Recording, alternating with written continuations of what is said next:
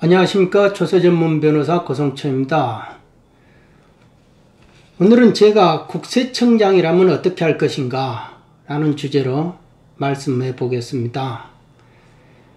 오늘 뉴스에 우리나라 기업들이 상속세 증여세가 너무 높아가지고 기업 못 해먹겠다 라는 식으로 기사가 나왔더라고요. 일본은 상속세율이 55%, 소득세율이 최고 45% 해서 종합 100%, 그리고 우리나라는 상속세율 50%, 종합세율 92%, 소득세율 그렇게 해서 92%, 이렇게 해서 세율이 그 재산에 그렇게 가지고 간다 라고 하니까 벌면 소리를 할 만도 합니다. 게다가 세율이 근로소득만 내고 원천징수 당하는 사람 입장에서는, 셀러리맨 입장에서는 세금이 그렇게 높은 줄 모르죠. 근로자와 사업자의 가장 큰 차이점은 뭔지 아십니까? 그거는 세무조사를 당할 수 있느냐 없느냐 그겁니다.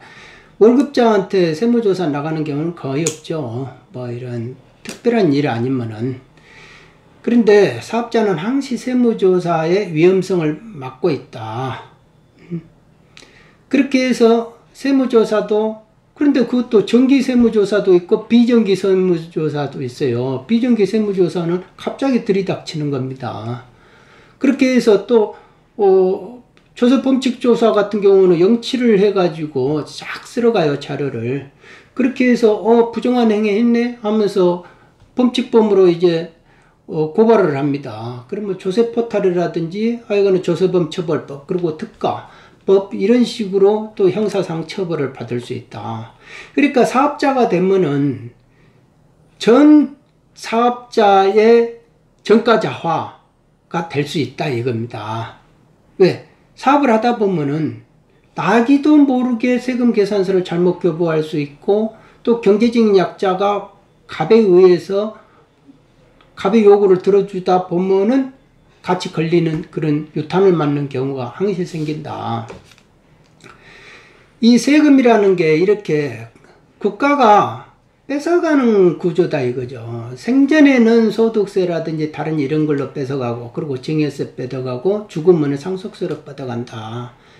국가는 항상 그러죠. 내 구역 내에서, 내 국가라는 테두리 안에서 돈을 벌었으면 당연히 나한테 절반 정도는 줘야지. 그러니까 살아서도 한 절반 정도, 그래도 살아서는 절반 정도까지는 요구 안 할게. 최고 한 40%까지 42%까지 요구할게. 그런데 죽으면은 세대 이전하는 건 나는 그런 꼴 못 봐.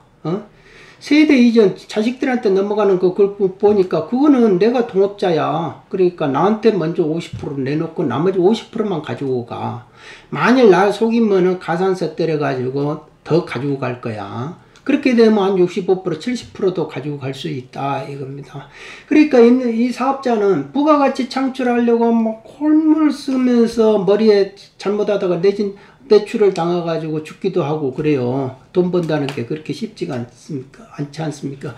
그런데 또 국세청은 국세청대로 나와가지고 나 속여 먹었니 안 속여 먹었니 이런 식으로 자꾸 점검을 한다 이겁니다. 그래가지고 조금이라도 속여 먹었다 하면 형사책임 물게 하고, 그러면은 경찰이나 검사한테 가면은 당신 말이야 왜 이렇게 납세 의무를 함부로 안 하고 이렇게 따위로 하고 있어 하면서 안 좋은 소리 들어가면서 그 서러운 꼴 당하는 거죠.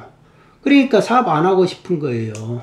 그런데도 이렇게 상속세로 이렇게 증여세로 이렇게 가지고 가니까 가압이 상속될 수 있습니까? 안 되죠. 그러니까 그래서 이제 이런 것들을 탈피하기 위해서 큰 돈을 가진 사람들은 기업 분할이라든지 변칙 비상장 주식 물납을 통해 가지고 변칙 증여 변칙 상속을 한다 이거죠. 그런데 그 사람들은 큰 거물들, 거학들, 그러니까 돈을 풀 수 있는 그런 사람들이나 하는 거고, 일반 대부분의 선량한 사업자들은 그거 할 수 있나요?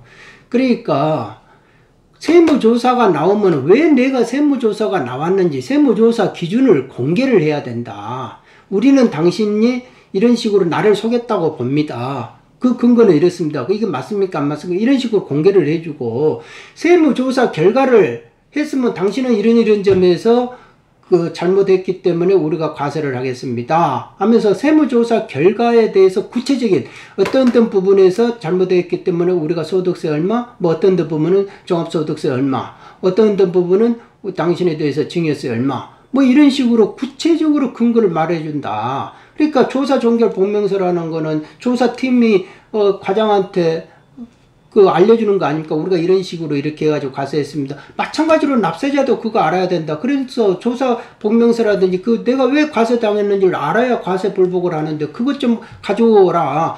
좀 달라 하면은 그 비밀이다. 이런 말을 하고 있다 이겁니다.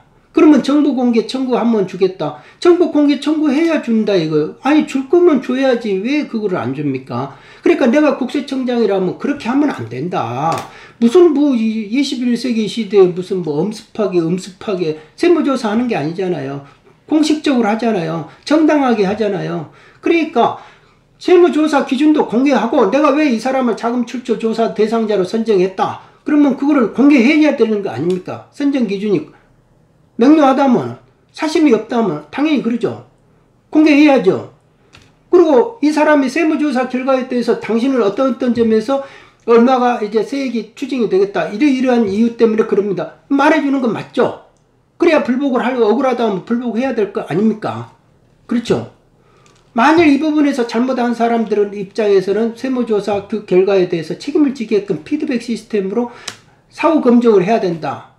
그래야 되는 거 아닙니까? 그래야 사업자가 맘 놓고라도 내가 왜 두드러 맞았으면, 뒤통수 맞았으면 내가 왜 맞았는지 알아야 될 거 아닙니까? 그러죠. 제가 국세청장이라면 당연히 이렇게 하겠어요. 21세기인데 뭐 자료를 안 주고 뭐 할 건 뭐가 있습니까? 안 그랬습니까? 떳떳하고 사심이 없고 그렇게 정도 행정을 하고 있는데 지금 21세기 국세청 아닙니까?